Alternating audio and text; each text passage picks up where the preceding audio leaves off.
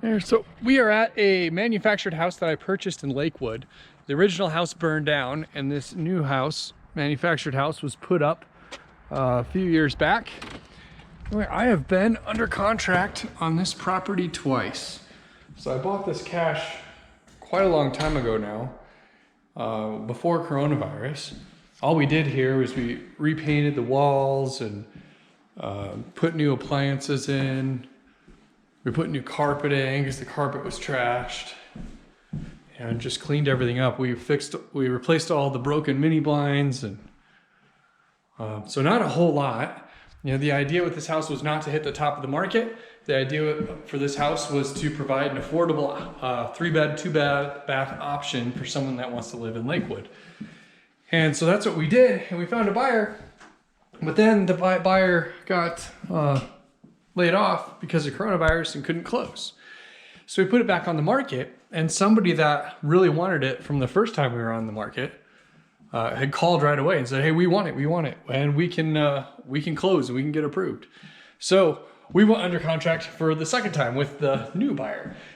And now the new buyer is telling us, "Oh, and by the way, we didn't tell you this, but the buyer needed a co-signer, and the co-signer lost their job, and now our buyer can't close either. And why don't you just extend us all the way out to the end of May on closing," which is like, it's already been like 3 weeks, and now they want like another 7 weeks on top of that, extend closing that long. You know, just so their buyer can buy it on the off chance that before then the co-signer can go back to work. So obviously we're not going to do that. We're trying to get them to sign. We're not going to extend any deadlines, and we can't hit the market again until they'll send us the termination. So we're just gonna wait until, unfortunately we're kind of in a bad spot where there's nothing we can do till they'll sign this, they'll send us a termination, and because we're not gonna extend the deadlines. So that's kind of what I'm running up against here. And you might have the same problem with not only houses that you buy that you're gonna keep, but also with fix and list deals.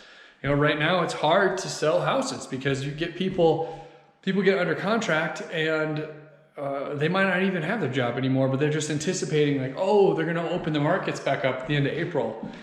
Yeah, who knows that they're really gonna do that? I give that a 50-50 shot, right? And so they might go under contract hoping that, you know, by then they'll have their old job back, because everyone still thinks maybe things will go back to normal.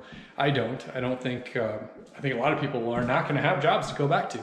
So when you're selling a fix and list deal, have the agent who's selling that house really dig into those buyers. You need to make sure you've got a solid buyer who maybe they're a doctor or a lawyer or a lender or construction worker, right? That's the buyers you want, the people that are essential services that can actually close.